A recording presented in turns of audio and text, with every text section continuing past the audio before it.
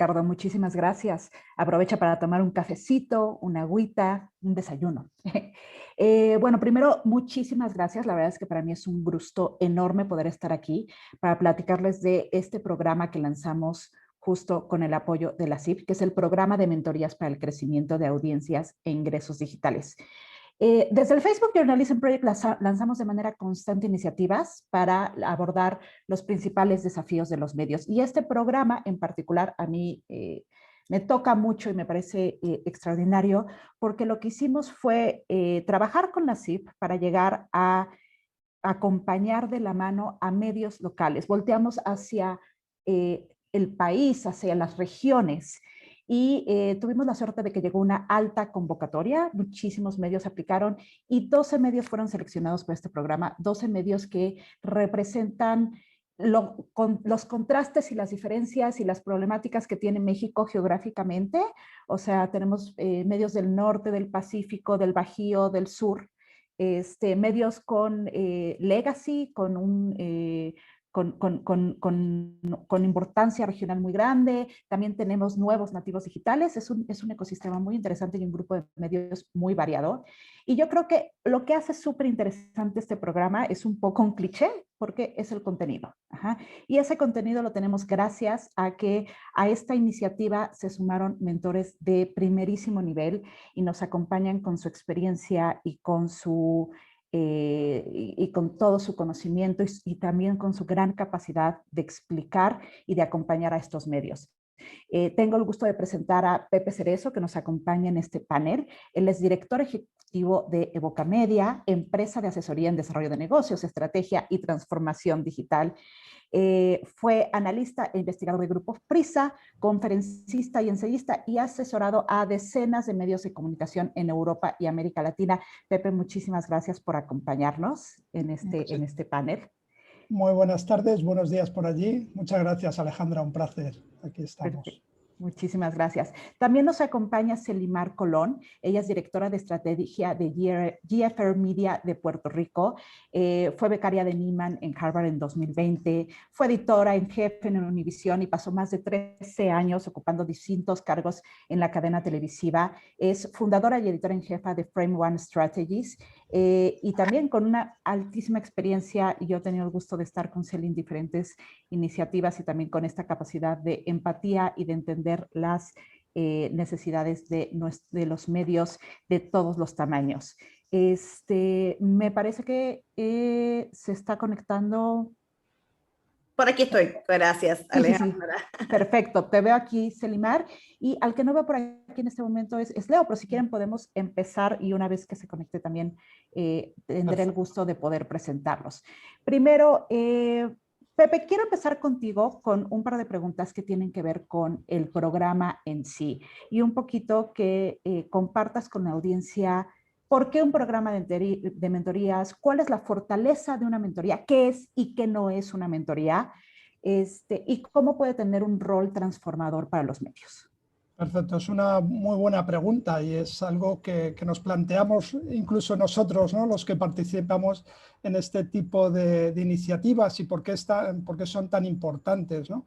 Lo que hemos visto, y más aún con la pandemia, es una transformación de los medios, una necesidad de digitalización en todo su conjunto. Llevamos 15 o 20 años diciéndolo, pero este proceso acelerado ha sido un gran acelerador, un gran catalizador, y no todos los medios, ni en todos los mercados, ni todos los países tienen el mismo grado de desarrollo ni la misma capacidad de desarrollo que otros países. Entonces, estos proyectos de mentoring o tú lo has dicho muy bien y a mí me gusta mucho la palabra, es de acompañamiento, ¿no? De apoyo y acompañamiento. Normalmente yo tengo funciones o mi negocio es más de consultoría y es una aportación, y por eso cuando decías la diferenciación entre qué es consultoría, qué es formación, qué es mentoring, son distintos aspectos. El acompañamiento ayuda a ese viaje, a ese proceso de transformación, ayudándoles a través de la metodología, ciertas metodologías, a que sean los grupos que participan a que lo puedan desarrollar por ellos mismos, ¿no? El consultor viene y te dice lo que tienes que hacer. Aquí es un viaje conjunto en el que se produce un apoyo, un acompañamiento. Con lo cual son procesos diferentes. Evidentemente hay mezcla y algo de formación para que queden claros los conceptos.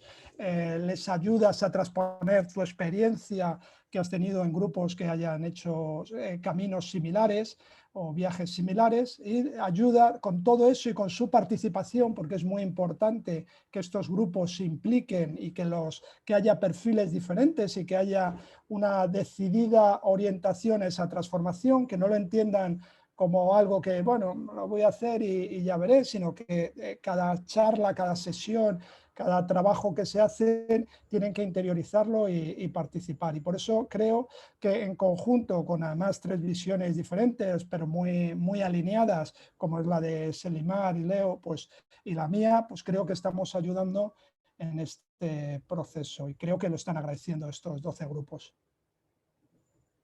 Perfecto. Entonces, un poquito para cerrar un poquito la idea, un consultor tiene más un rol como director de orquesta un poco, ¿no? O sea, como que va guiando y te va diciendo qué hacer, mientras El que la consultor mentoría nunca trabaja llega, contigo.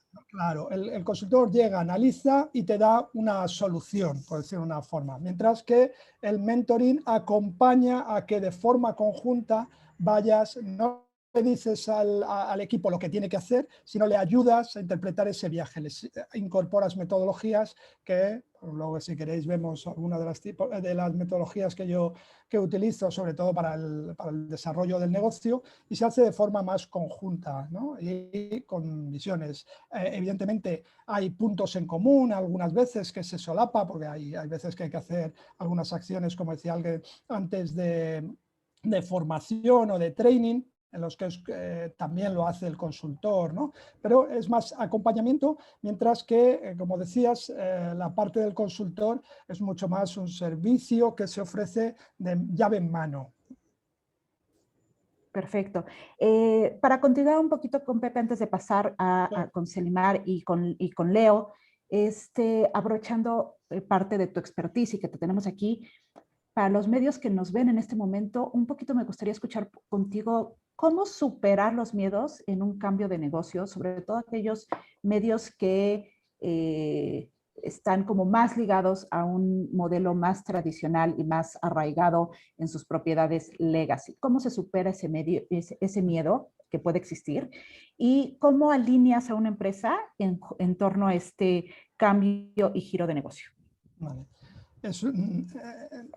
Estaba pensando y decía, esa ha sido una de las claves fundamentales antes de la pandemia, convencerles. Lo que ha producido la pandemia, uno de los buenos, si la pandemia tiene un efecto que evidentemente ha sido tremenda, pero bueno, el único buen efecto en lo que venimos hablando aquí es que ya no hay que convencer a nadie de que tiene que hacer esa transformación, ¿no? Yo creo que lo que hemos visto es que antes había que romper muchas barreras, ahora te llaman para ayudarles a romperlas, ¿no? Ha habido un cambio de chip, como decimos aquí, de cambio de mentalidad, que ya es muy difícil encontrarse a alguien que ponga barreras o que ya no sea consciente de que tiene que hacer la transformación. Eso en términos generales. Otra cosa es el día a día. Evidentemente, la cultura de las organizaciones, sobre todo que vienen del legacy, todavía el peso, los procesos que provienen del papel y sobre todo en la parte de redacción siguen siendo muy profundos, y eso no se cambia de un día para otro, y eso es un cambio cultural que es lo que más es una de las decisiones más importantes. Pero la diferencia que había hace año y medio es que todavía tenías que convencer y te encontrabas muchos directivos y muchos redactores y directores de periódicos que la digitalización lo veían como algo un tanto snob incluso, ¿no? Que a ellos no les afectaba. Ahora yo creo que es muy difícil encontrarse a alguien en el mundo de los medios, en cualquier sitio del mundo, en cualquier trabajo en Europa, en Latinoamérica, algo en Estados Unidos, y mucho en España, lógicamente, y ya es muy difícil encontrarte a alguien que ponga ese tipo de barreras en términos genéricos de que tiene que ir, que ese es el camino. Otra cosa es que en el día a día hay que romper todavía, y ese cambio cultural, bueno, pues es complejo. Tenemos que utilizar, hay una parte de training, hay una parte de metodologías, como decíamos, y siempre orientación a resultados. La orientación a resultados, que se vea los resultados de lo que se está haciendo, que es importante también lo que yo hago en mi caso particular con la mentoría, es que lo que hagamos se vea día a día que tiene efectos en conocimiento de audiencia, en aumento de esa audiencia y por lo tanto en incremento de ingresos. Perfecto, gracias Pepe. Te están mandando muchos saludos desde el auditorio. Néstor Altuve te manda un gran saludo. Un placer, muchos amigos veo. Sí. Selimar, quisiera platicar un poquito, pero antes, nada más comentarte que también tú tienes saludos desde la audiencia. Beatriz del Castillo nos dice que Celi es una mentora increíble. Entonces, bueno, La gran Betty, gracias. Bueno, Celi, a mí me gustaría, un poquito tú platicaste en una sesión reciente con estos 12 medios sobre procesos de trabajo y recuerdo que incluso antes de la charla platicábamos un poquito cómo dentro de las salas de redacción muchas veces tenemos esta intención y obviamente el querer denunciar lo que está mal y obviamente generar un cambio, pero para realmente lograrlo tiene que haber atrás mucho proceso, mucha estructura, para que realmente esos mensajes lleguen a donde tienen que llegar y también para que el negocio sea sustentable. Entonces, para ti, ¿cómo ha sido entender este camino de los procesos y cómo un medio legacy se da cuenta de qué procesos tiene que seguir haciendo y cuáles tiene que cambiar? Pues mira, Alejandra, como hemos hablado, ¿no? Y mencionas esa charla en particular, es interesante porque en mi experiencia personal, en un momento dado, cuando me topé en mi carrera con un consultor, como habla Pepe, ¿no? Que pues, llega a la redacción con nuevas ideas, a analizar, y empiezan como a pedir cosas, ¿no? Pero ¿y cómo haces esto? Y tú, no, pues, ¿qué pasa? Las cosas pasan en las redacciones, ¿no? Todo el mundo sabe que hay que escribir una nota o hacer un video y hay que publicar y se publica y sale, ¿no? Pero realmente pocas veces sacamos el tiempo para sentarnos y hablar entre nosotros mismos en la redacción, o en este caso cuando podemos darnos el gustazo de tener un consultor o consultora o un mentoring, una mentoría de este tipo, para sentarnos y pensar cómo hacemos las cosas, ¿no? Porque muchas veces las ganas no faltan, las ideas sobran en las redacciones, pero es en el momento que las empezamos a aterrizar que no arrancan, que no pasan y no entendemos, entonces nos frustramos. Pero muchas veces es porque no hemos hecho el trabajo de pensar de dónde estamos y cómo estamos haciendo las cosas en este momento. Y ahí es cuando nos sentamos a tener esas conversaciones, es que vemos las oportunidades, es que vemos los espacios donde podemos evolucionar, lo que podemos dejar de hacer para abrir espacio y camino para las cosas nuevas, ¿no? Algo como dice Pepe, ¿no? Siguiendo la línea de Pepe de lo bueno, entre comillas, que trajo la pandemia, ¿no? Es que en redacciones, ¿no? Todas las redacciones van por su ritmo y van sus momentos de transformación en diferentes tiempos y diferentes etapas, ¿no? Pero todas llevan están llevando algún tipo de transformación. Pero quizás en algunas los directivos, que son los que tienen que estar realmente, ¿no? On board, en buen Spanglish, en estos cambios, quizás todavía tenían dudas y la transformación simplemente aceleró eso y ya, ¿no? Quitó todas quizás las preguntas, dudas o trabas que existían en los líderes y en las direcciones de las redacciones para abrir camino y mover y decir, es que tenemos que acelerar lo que estábamos haciendo, hay que acelerarlo, ¿no? Y en ese es el punto en el que estamos, ¿no? Y muchas redacciones pues dándose ese tiempo y con esta mentoría puntualmente sacando ese tiempo tan valioso que muchas veces pues no lo tenemos porque estamos haciendo varias cosas a la vez, estamos cubriendo varias coberturas, ¿no?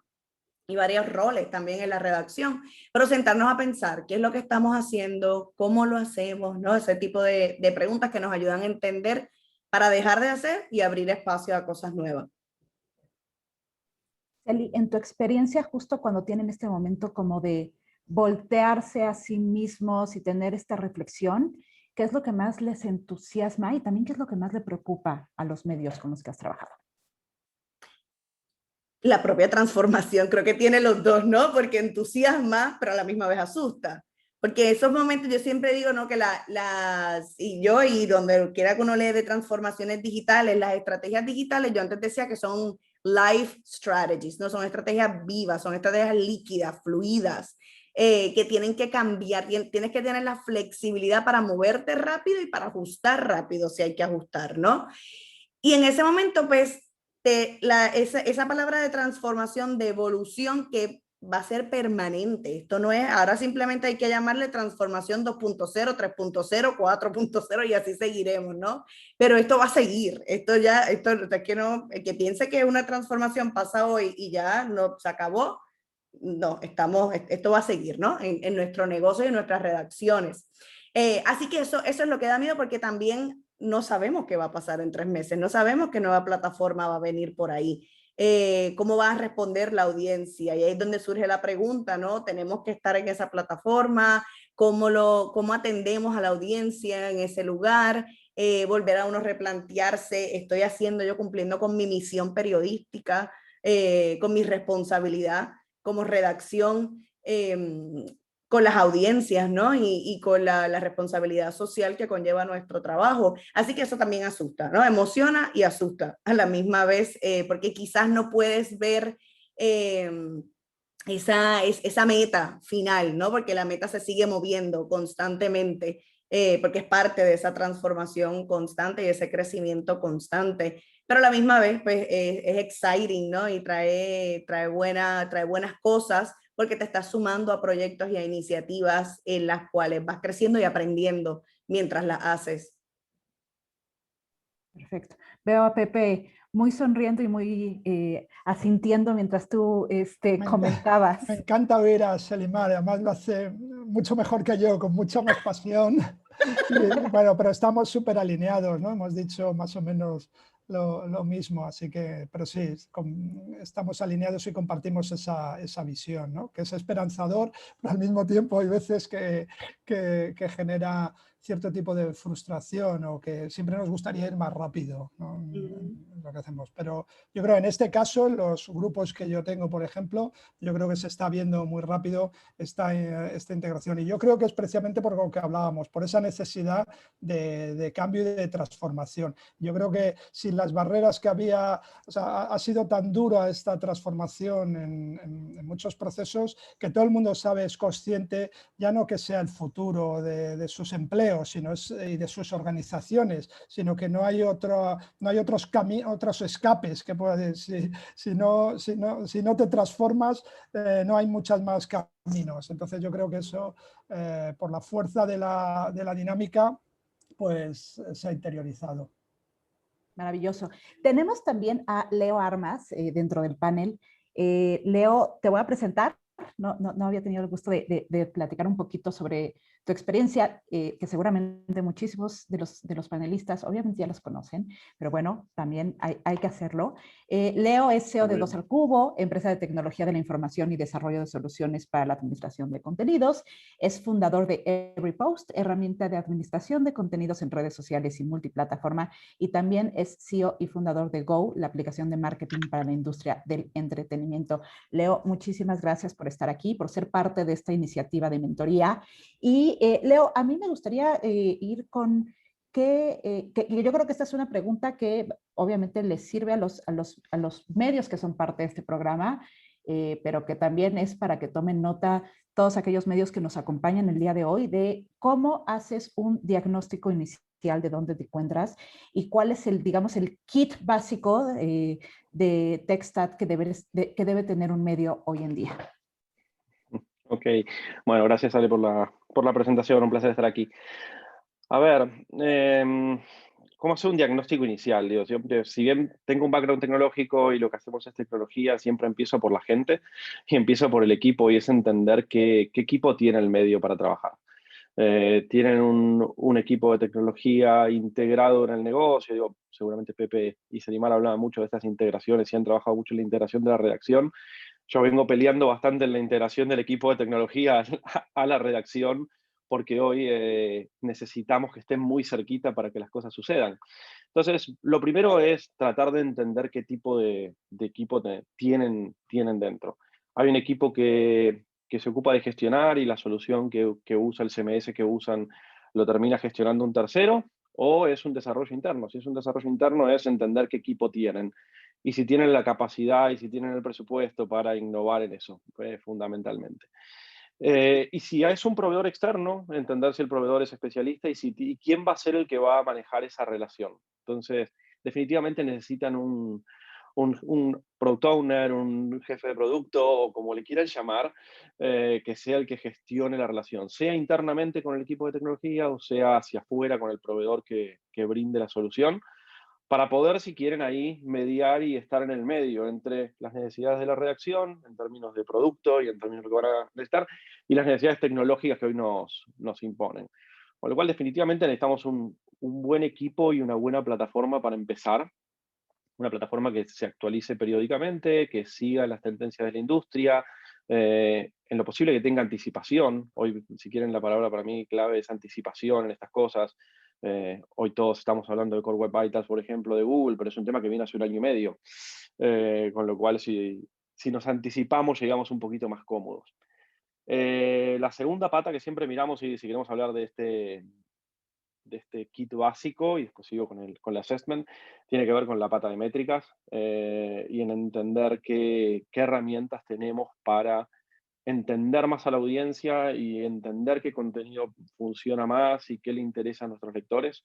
Nada, desde los básicos de Analytics como Chartbeat, como Spike, digo, no importa cuál en particular, depende, hay muchas buenas, pero sin duda que la redacción tenga herramientas para entender a la audiencia en tiempo real. Y por último, no me puedo olvidar de la pata de monetización. Digo, necesitamos un ad server robusto y que performe y que funcione y que no nos complique ahora todas estas cuestiones de performance de cara al posicionamiento. Pero digamos, con esas 3 patas uno puede empezar. Y volviendo a la parte de cómo hacer un assessment inicial, digo, por un lado entender el equipo para entender cómo organizarse. Por otro lado, digo, hoy, nada, vuelvo a la temática que venimos teniendo en las últimas charlas, que tiene que ver con entender cómo performa hoy el sitio y cómo se está viendo hacia afuera, que es un dato, si quieren, duro y fácil de obtener. Hay herramientas desde Search Console hasta PageSpeed de Google que nos pueden dar un número duro de esto, de decir qué tan bien o qué tan mal estamos. Y no para preocuparse, pero sí para ocuparse. Digo, generalmente va a haber cosas para mejorar, digo, esto para que nadie se altere cuando vean el número en rojo, digo, es normal, generalmente está, pero puede servir para lo que tanto nos gusta, que es planificar y hacer un plan con los equipos y entender cómo vamos a ir. Eso en términos de lo duro. Y para mí lo blando tiene que ver con compararse también y terminar mirando qué producto tenemos nosotros, cómo podemos hacer las coberturas, qué productos editoriales y tecnológicos tenemos nosotros y qué tiene la competencia, y asegurar que no nos falte nada para poder contar las historias de la mejor manera posible y para usar la tecnología a nuestro favor. Qué sé yo, el ejemplo de moda ahora, el live post blogging, para hacer coberturas en vivo. Bueno, ¿lo tenemos o no lo tenemos? ¿Cómo lo incorporamos? Es decir, tratar de estar siempre mirando hacia los costados, mirando hacia afuera, de que el producto tenga todo lo que uno necesita tecnológicamente hablando para que la redacción pueda si quieren, lucirse con las historias y con los contenidos, teniendo el soporte que hoy se necesita. Así que yo arrancaría por ahí y teniendo eso en claro y teniendo una foto inicial de cómo estamos, armar un plan, entender que los cambios en estas cosas suelen llevar tiempo, por ahí no se ven tan rápido como otras cuestiones que por ahí uno puede ajustar más fácil en decir, hey, no, quiero que titules más cortos, no me quiero meter en el área de Selimar y de Pepe, pero que por ahí es algo que uno puede accionar más rápido y medir un resultado. Acá requiere un trabajo por detrás y una implementación, y los ciclos son un poco más largos. Por eso siempre hablo de anticipación, de planificación, de seguimiento de las cosas, porque hay que estarle muy encima para que las cosas sucedan, sobre todo en el último tiempo. Así que, nada, ordenaditos, un líder claro y una foto inicial y un plan. Leo, en las redacciones de México, la figura de jefe de producto no es algo que esté como tal, o por lo menos no por nombre. O sea, la experiencia que yo he visto es alguien de la redacción con liderazgo, conocimientos, toma ese rol, al mismo que tiene otros 25 roles, ¿no? Me gustaría un poco que nos platiques qué es ser un jefe de producto, como más detalle, cuál es el perfil, qué es lo que tienen que buscar y por qué, y digo, lo mencionaste ahorita, pero hacer de nuevo este énfasis de por qué la importancia de este rol en la transformación de una empresa. Bien, no, está buenísima la pregunta. A mí me encanta cuando me encuentro con quien está a cargo del producto, viene de la redacción, porque al final del camino es alguien que ha incorporado nuevos conocimientos a lo que ya tenía, digamos, de periodismo, y ha incorporado la pata de producto, y ahora vamos a eso, y la pata tecnológica para poder hacer esto. Para mí un jefe de producto es, si quieres, quien vela por la experiencia del lector, del usuario, digo, quien va a entender qué le vamos a presentar, no solo desde el contenido, sino desde la experiencia completa. Ok, ¿cómo lo vamos a hacer navegar? ¿Qué queremos que vea? ¿Cómo vamos a distribuir el contenido en las diferentes plataformas? ¿A qué canales, como decía Selimar hace un ratito, salió esta nueva red, ok, vamos a ir a esa? ¿Y de qué manera vamos a ir a esa? ¿Cómo le sacamos el mayor potencial a, no sé, a un TikTok versus un Instagram? Entonces, me encanta cuando vienen de la redacción. Está claro que cuando tenemos una persona dedicada, le puede poner mucho más foco a esto, cuando tiene un rol compartido, que es lo que suele pasar en Latinoamérica en casi todas las redacciones. No es una persona específica, cuando lo nombraba, hablaba del sombrero, si querés, no de específicamente que tenga ese rol. Con lo cual, volviendo, tiene que velar por esa experiencia. Y en el velar por esa experiencia, tiene que tener un poco de los dos mundos, tiene que tener, o de tres mundos, tiene que tener el mundo del contenido, que cuando vienen de la redacción lo tienen muy natural, tienen que estar muy al tanto de las tendencias y las cuestiones externas que nos pueden afectar al producto, como pueden ser todas estas cosas de posicionamiento, performance. Entonces, terminan metiéndose en el mundito de Search Console, terminan metiéndose en el mundo de SEO, terminan metiéndose en el mundo de la distribución de contenidos para entender un poco más cómo pedir, sobre todo. No es que ellos vayan a desarrollar la solución, pero sí cómo pedir lo que necesitan. Y por último, tiene que tener de métricas. Tiene que entender de métricas para poder medir, para poder entender, ok, este cambio que estamos haciendo en producto y estamos agregando tal módulo con tal objetivo, cómo funcionó, no funcionó, lo tengo que cambiar.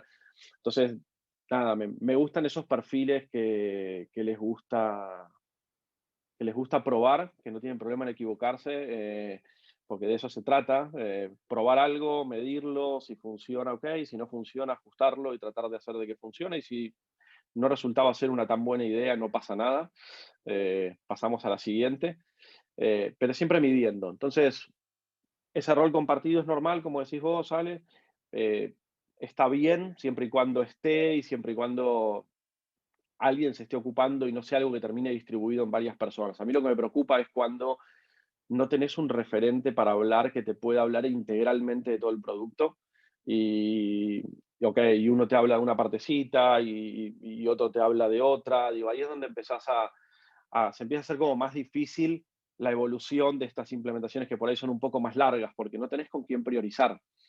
Y siempre estás priorizando, porque no importa el presupuesto que uno tenga y no importa el equipo que uno tenga, siempre hay más cosas para hacer o deseo hacer más cosas que el tiempo físico que uno tiene. Entonces, ok, ¿con quién nos sentamos? ¿Con quién te sentás y definís la prioridad? ¿Entendés cuál es la necesidad del medio?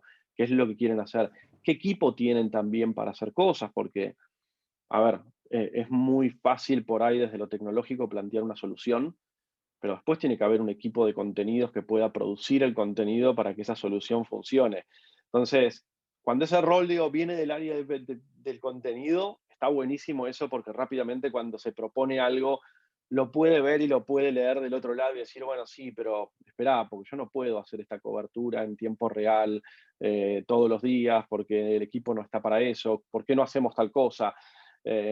Así que, nada, tiene que estar el rol definitivamente, para mí va por ahí.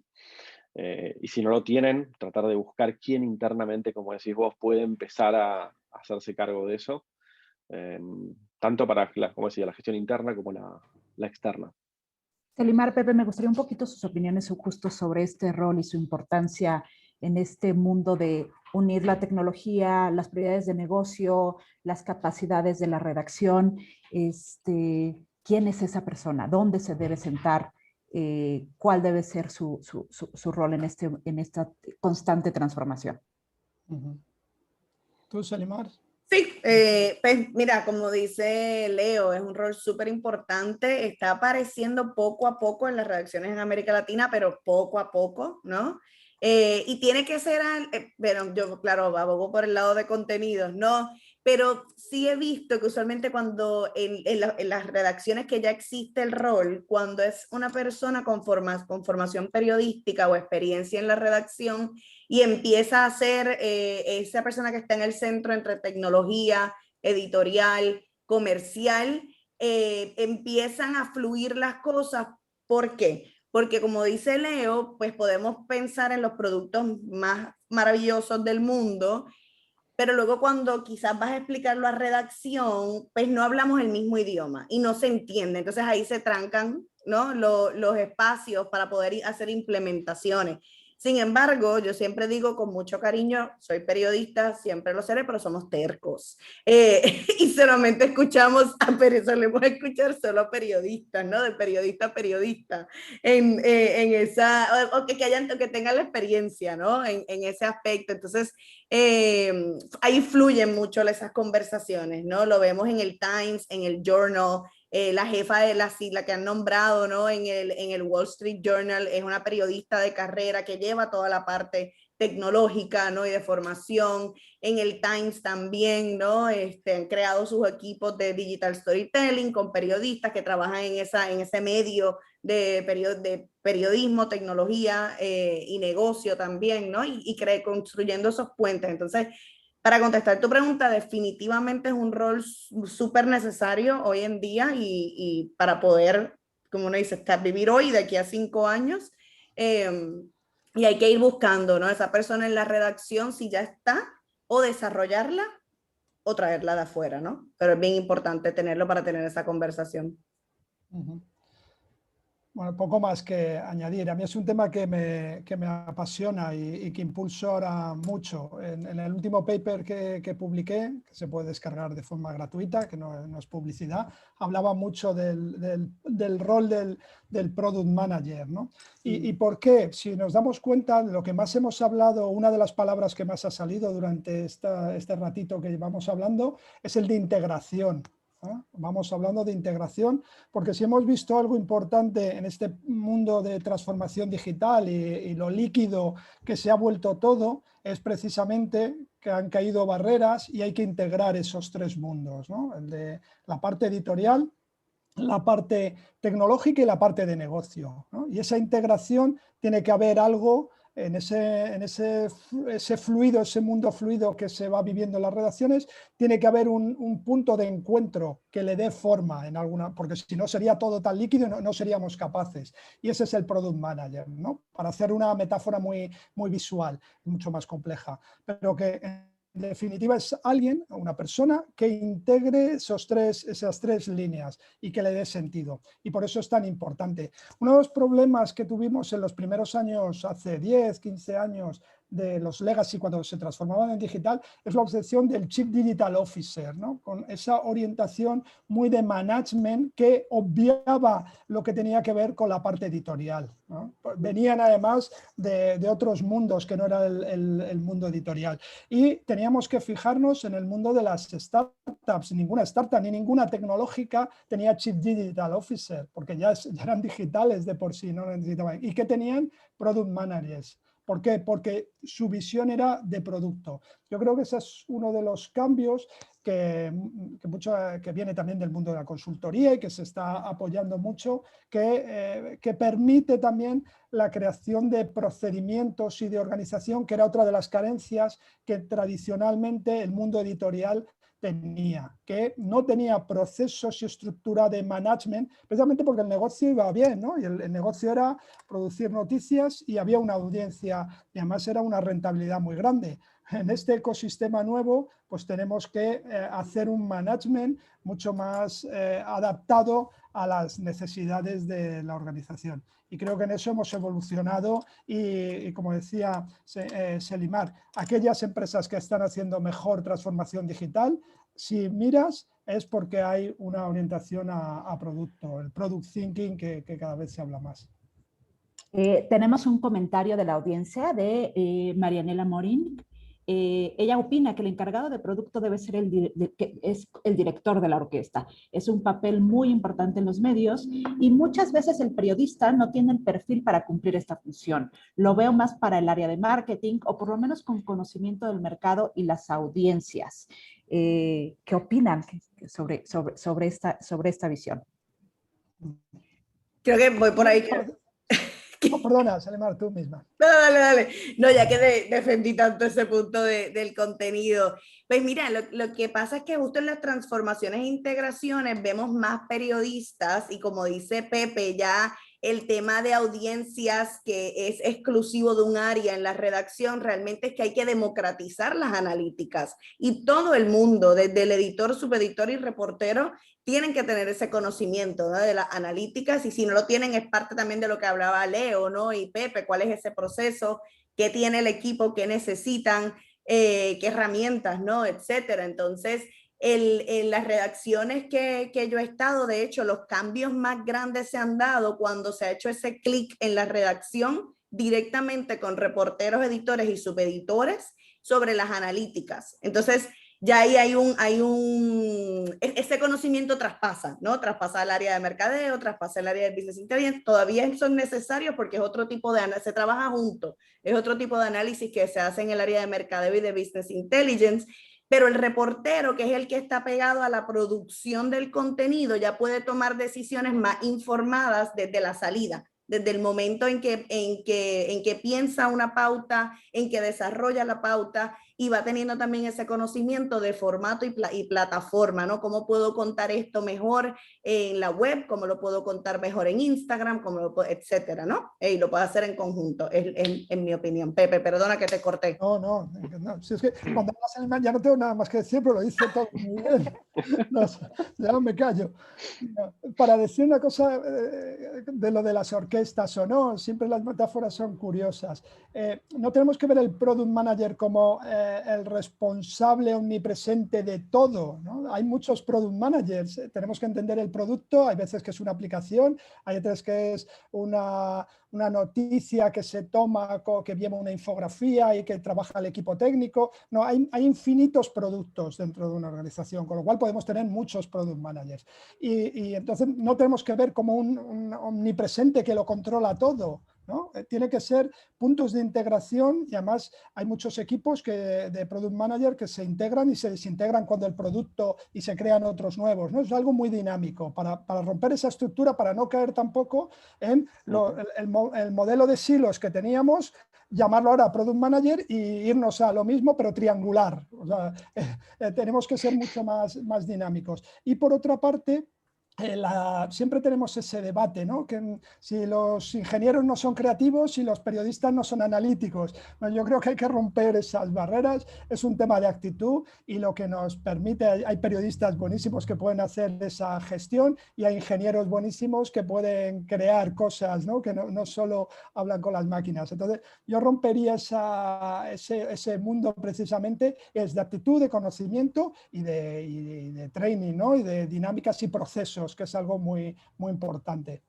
Solo para agregar que no, Pepe, es un poco lo que llaman el movernos a esos matrix, esas organizaciones matrix, ¿no? Donde ya pues todo el mundo está conectado, todo el mundo trabaja junto, no hay nada más bello que crear un proyecto donde hay una persona de tecnología, alguien de mercadeo, alguien de analíticas, un periodista, alguien de social, ¿no? Y salen como las ideas más hermosas de todo el mundo, ¿no? Perfecto. Invito a la audiencia a que hagan sus preguntas. Ya tenemos un par que en breve vamos a hacer. Pero antes quisiera, ya que tengo el micrófono, voy a aprovechar, porque el tema de las métricas ha salido de manera constante. Entonces, en sus mentorías y en su trabajo con medios, tanto en este programa en específico como sus experiencias previas, ¿cómo haces el assessment de la relación del medio con las métricas? y cómo ayudas a democratizar las métricas en una redacción. Si quieren arranco, ¿vamos? Dale, porque yo he hablado mucho ya, dale, Leo. Así tomas agua. Nada, a ver, 100% con la idea de Selimar, de democratizar las métricas. Vengo de hace años pidiendo que, nada, me enferma cuando llegas a una redacción y le preguntas a alguien del equipo qué tráfico tuviste ayer, o cómo te fue con tus artículos, o qué pasó con esto, y te dice, no tengo idea. Con lo cual, lo primero que hay que hacer es romper con eso y abrir las métricas a todo el equipo. Que, digo, algo que nos ha funcionado a nosotros, y siempre hablo desde la experiencia, pues cada uno tiene que ver qué funciona en cada equipo, pero empezar a instalar hábitos, empezar a hablar de métricas en las reuniones diarias de redacción, o en semanales, o armar una reunión específica donde expliquemos cómo nos fue, cómo nos está yendo, cuál era el objetivo. Digo, que esté bien claro que las métricas son súper importantes para el negocio, y que es algo que tenemos que estar atentos en el día a día. Es decir, lo que no conseguimos hoy, digamos, recuperarlo mañana es sumamente complejo. Entonces, como que no es algo que miramos al final del mes y nos fijamos qué pasó. Todos los que estamos en esto es tiempo real, lo estamos viviendo permanentemente. No es que nos enfermemos tampoco, y que sabemos que hay días y hay contenidos y hay momentos, pero definitivamente hay que compartir. Antes eran, por suerte ya no tanto, pero antes era como un mundito súper cerrado, que solo los elegidos podían entender qué pasaba con las métricas y con el tráfico, y era un dato casi confidencial. Digo, por suerte ahora eso no es tan así. Con lo cual empezaría por ahí. Y cuando hablamos de cómo hacer un assessment, creo que lo importante primero es entender de dónde partimos. Y cuando hablo de dónde partimos es mirar un periodo largo hacia atrás, digo, porque también las métricas fluyen en el tiempo, digo, y a veces lo que nos pasa muchas veces, lo que me pasa a mí, es que me llega un cliente y me dice, hey, Leo, nos derrumbamos en tráfico. Entonces uno lo mira y es cierto, de la semana anterior a esta, o del mes anterior a este, pasó. Pero termina pasando que, hey, mira, el mes pasado hubo un evento en particular, o algo, no sé, en Facebook traccionó súper bien, y ese contenido empujó las métricas. Y como las métricas no fueron democratizadas hace tanto, y como tampoco se capacita tanto a las redacciones en lectura de métricas, les cuesta por ahí abrir por canales, entender lo que es tráfico orgánico, de lo que es tráfico de redes, de poder analizar en detalle y ver... digo, ok, cuando quiero ver un cambio, entender de dónde viene y empezar a ir parte por parte, decir, ok, sí, caímos en tráfico de redes. Bueno, sumemos al equipo que trabaja el contenido de redes, veamos qué es lo que pasó ahí, qué contenido no funcionó. Entonces, hacer una foto inicial, tomar un periodo hacia atrás, no arrancar de cero hoy, y no volverse loco en la comparativa día por día, porque a veces el día por día es tirano, digo, y comparar hoy con ayer generalmente no resulta bien. Con lo cual yo arrancaría por ahí, y insisto, mucha capacitación al equipo y vuelvo, parece que fuera periodista, pero no, vengo de la tecnología, pero mucha capacitación en métricas al equipo de contenidos, digo, que las entiendan, que las sepan usar, que no tengan que preguntarle a alguien para entender qué pasó con algo. Ese sería como el sueño, decir, hey, tenés una duda, que pueda entrar directo a Analytics o a la herramienta que utilicen, que lo revise, que lo pueda entender. Después de última, que consulte, digo, para eso están los equipos y está buenísimo. Pero cuando la pregunta más básica no la pueden responder, ahí es donde yo digo, arranquemos con la capacitación. Digo, sobre todo capacitación, equipo, y que sea bien abierto el tema. Muy de acuerdo. Yo siempre digo que nos han educado en el management tradicional que la información era poder, ¿no? Entonces, el poder tiene que ser, como nos educaban, tiene que ser controlado y que lo tengan muy poquitos, ¿no? Como decía Leo, las élites. Y bueno, hemos visto que en el mundo digital la información ya no es el poder que se tenía, al contrario, es el poder distribuido, o sea, la información distribuida y en colaboración tiene mucho más poder para la organización. todavía en el management es difícil romper eso, ¿no? Y en altas estructuras y muchas secciones que quieren controlar entonces romper esa estructura es importante. Y luego corremos, y con los assessments que hablaba Leo también, el problema siguiente es que muchas veces pasamos del control absoluto del dato a distribuir el dato de una forma como el agua, ¿no? De una forma sin tratamiento, ¿no? Sin tratamiento previo. Con lo cual muchas veces ese tratamiento previo, que puede ser la formación, que es muy importante, el training, porque tenemos que diferenciar en toda esa información que disponemos, que ahora mismo si hacemos el Digital Journey, todo el journey con nuestros clientes, lectores, suscriptores, es infinita la información que podemos obtener. Si la distribuimos de forma, pasamos de tenerla muy restringida a distribuirla de forma...